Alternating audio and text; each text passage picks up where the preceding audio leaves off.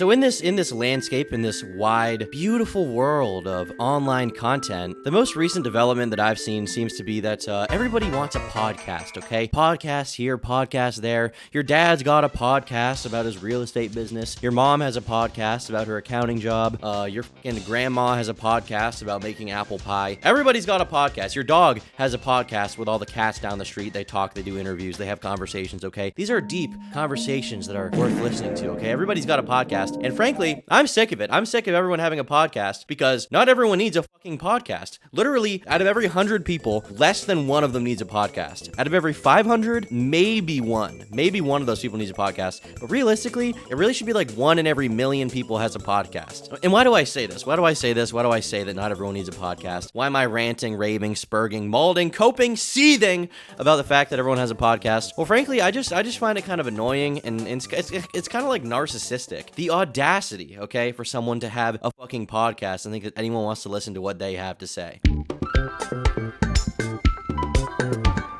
So I think to analyze why I hate podcasts so much, and why you should too, why you should be fucking raging like I am, we need to analyze what makes a good podcast good, and then we can kind of reverse engineer what makes a bad podcast bad, okay? So in my opinion, the best place to start would be Joe Rogan, the most popular podcast of all time. It's not my favorite podcast ever, but it's undoubtedly a good one. It's clearly a very popular show that a lot of people like. It's like the most popular podcast in the world, right? At this point, it's synonymous with podcasting in general. If you hear the word podcast, Joe Rogan is as synonymous with it as Howard Stern was for the radio, 10, 20 years ago. Like, there's undoubtedly just a sort of energy and a reputation that the Joe Rogan podcast holds. And the reason it holds that is a few reasons. Now, first of all, longevity. I think the Joe Rogan experience started in like 2007, 2008, so he's had a lot of time to build it up. It's had more than 15 years of just time. And secondly, what makes it so good? What makes that podcast so good? Joe Rogan is undoubtedly an entertaining guy. He's an entertaining host. And part of what makes him entertaining is his life experience. He's not someone with a normal life, okay? He started out, doing comedy in Massachusetts, and he grew up around all these other famous comics like Louis C.K., Bill Burr, people like that. And then later on, he managed to get on TV with news radio. That was a big deal. He was hanging out with a lot of big stars like Andy Dick. And then past that, he gets into MMA stuff. Obviously, he had been doing like jiu-jitsu in high school, I think, but he gets into MMA stuff. He becomes a part of the UFC, basically, the UFC culture. He does commentating on it. Then he does Fear Factor. Fear Factor is a huge deal. It's a really famous TV show, super recognizable. Everybody knows Fear Factor. And then after he's had a super interesting life, after he's had, he was older than 30 when he started his show, I believe. I think he was like mid 30s, early 30s, like 34, 35, right? After he's done all of that, then he starts the podcast. And what makes the podcast good is the fact that his life is so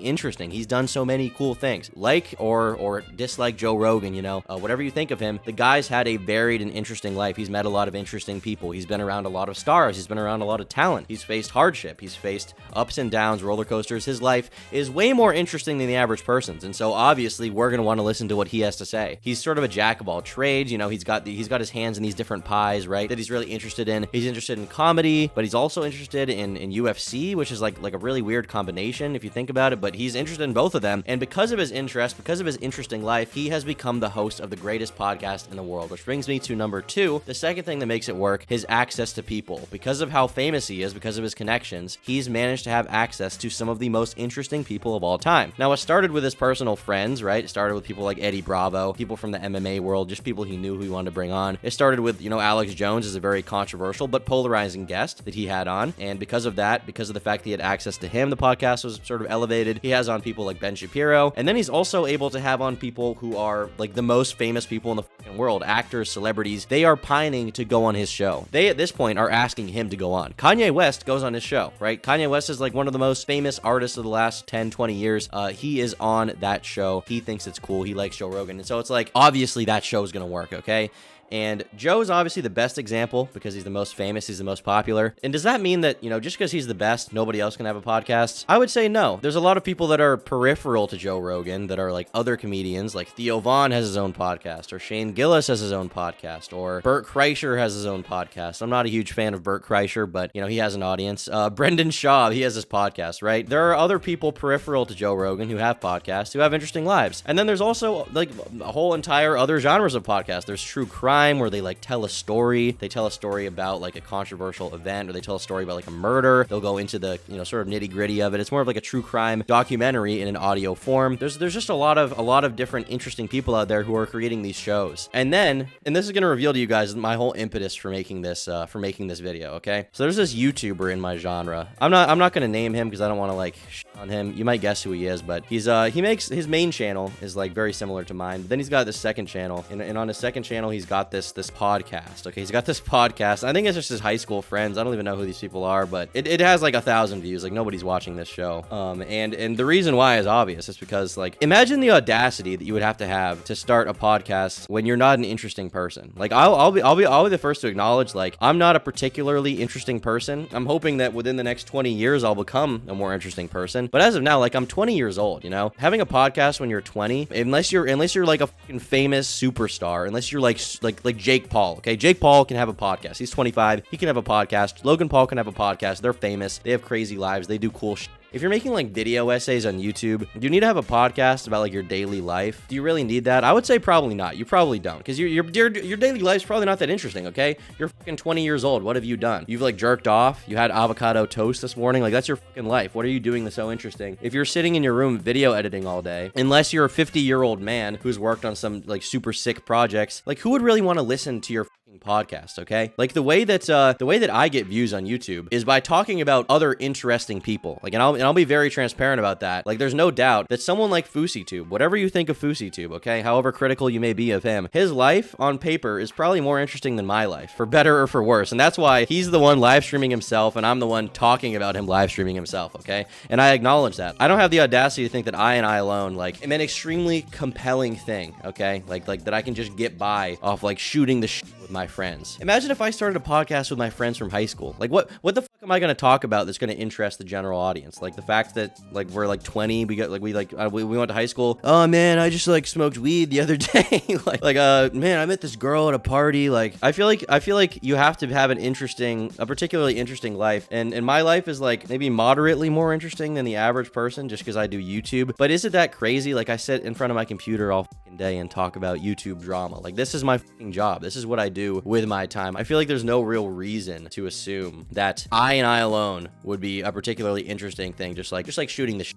And I do live stream, but on those live streams I bring topics, right? If you're doing like a topical news show, if you're doing a show where you talk about things that happen in the world, current events, that makes sense. I still think if you're like 20 years old, like maybe you're not going to be seen as a particularly valuable opinion. You're probably not going to get views, but at least you're talking about something. Like undoubtedly, you know, I may sound a little hypocritical here, but I obviously get views off of talking about other people and what they do. But then you've just got like you're just going to start a podcast and just like fucking talk about what the fuck you talk about. You talk about girls, you talk about like the shit you took this morning. Like nobody's gonna be interested in that, and that's why a lot of like modern podcasts are failing. You know, there's a sort of change in the YouTube algorithm, I think, that happened recently. You guys have probably noticed this. I watched a video about it. Someone was speculating on basically the idea that YouTube is serving like smaller creators to different niches and just like trying to cross promote smaller people, because for a while I think that it was more rare to see someone just blow up on YouTube, but now it seems like there's a lot more newer faces blowing up and showing up my recommended. I feel like every day I go on my YouTube recommended and there will be at least one video there that has like literally under 100 views. Like it'll have like 10 views, and it also will have like nothing to do with anything related to me or my interests or like the niches that I engage with, right? Like there's no point to recommending this video to me. But you know, once in a while I'll take a look at one of these videos, and a lot of the time it's a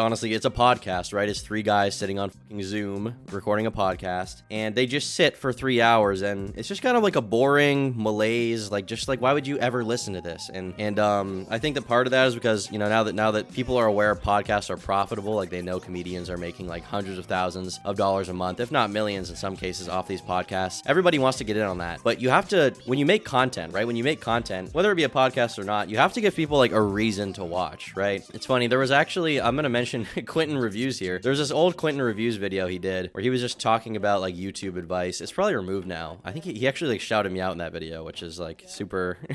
It's just a funny time. I don't know. It's a funny time to remember back on. He talked about the fact that when you do YouTube, you need to like give people a reason to watch you. You being like 20 years old and having a septum piercing generally is not enough reason for someone to watch you. You need to have something else, whether it be putting a famous person in your thumbnail, talking about a popular like cultural event, being really funny in a way that's marketable, which is like way harder than like doing like a movie review, right? That's super hard. You need to have like kind of an edge to get people in the door, to get people to actually watch your stuff. You can't just be like, I don't know, just some fucking guy. Like, who wants to listen to this fucking guy? The answer is nobody. And that's why the podcast had 10 views. That was in my recommended. That's why this YouTuber had like, I think maybe 1,000 or 2,000 views on this podcast with his high school friends or whatever. And I get, you know, on one hand, maybe he's watching this and he knows I'm talking to him. Okay, maybe another YouTuber recognizes this. Maybe they're gonna see this, they're gonna be like, hey man, like, you know, I didn't do anything wrong. I mean, it's just for fun. It's not a big deal. That could be the case if doing a podcast truly is your number one definition of the most fun thing in the world to do. I can't take that away from you. I could never just tell you like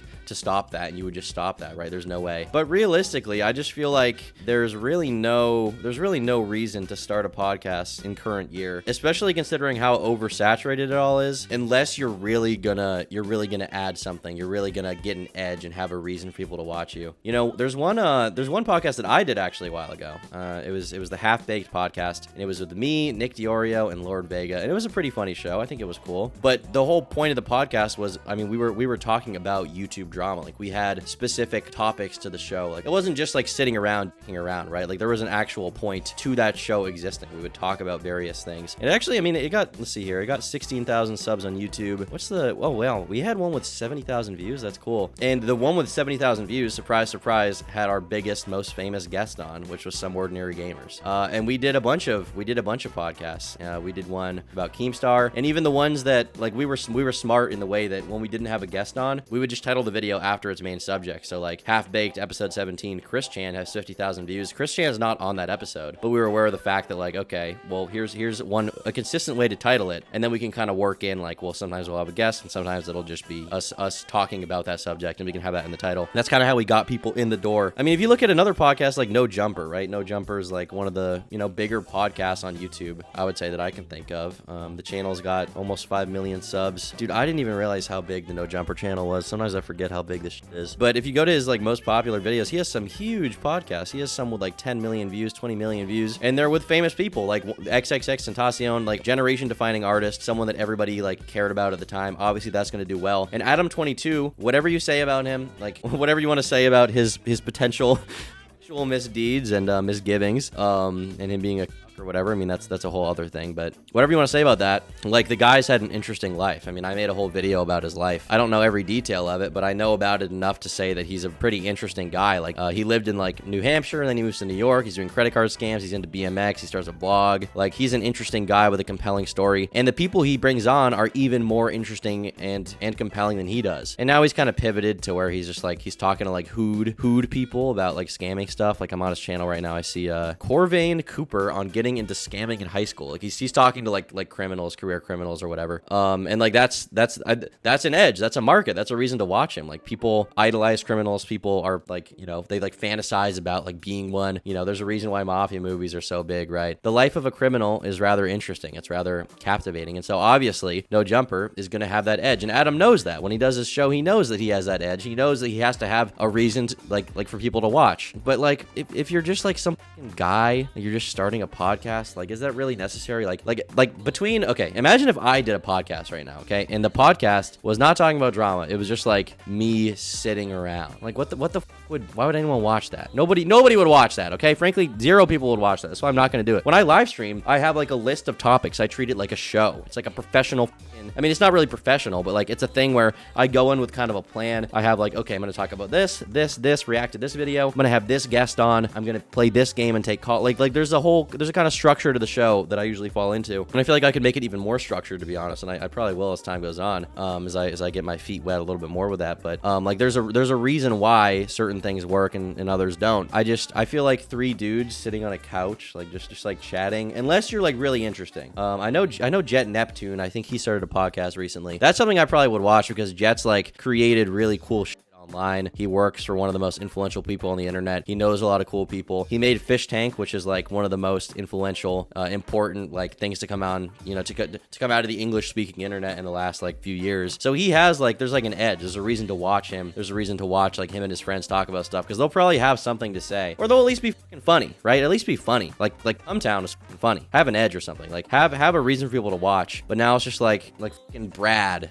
And Derek is starting a podcast. Like, just get the fuck out of here, Derek. Nobody wants to hear you, bro. And frankly, I think you know it. So yeah, before you start a podcast, just like talking about like your life or something, before you just start it, like unless you're actually gonna really put in the effort to make it like a structured, entertaining show or something, like before you start a podcast, just live an interesting life, okay? If you're 17 years old and like you're in high school, nobody wants to listen to your podcast, bro. Okay, just like go do some cool shit and then do the podcast. Like the podcast is something that like retired people do, okay? When you're like at the end of your career, or when you're coming down, or when you're like chilling out, like NBA players are gonna start podcasts now, right? Like boxers, every boxer has a podcast now. Every retired football player probably has a podcast. Baseball players have a podcast. Like that is a reason to have a podcast. If you're just some fucking guy, don't make a podcast. I don't want to hear from you. I don't want to hear your opinion. Nobody cares. L plus ratio plus negative Riz plus your cringe plus this video is brought to you by the Shure SM7B. Is that a good microphone? I don't know. I don't really know. So yeah, that's what I've been thinking about. I've been thinking about how I hate podcasts. That's about it. And if you liked this video, consider becoming a member. For $5 a month, you get access to exclusive podcasts, unreleased videos, and the members-only Minecraft server. Thanks so much to all of my YouTube members who fund my content.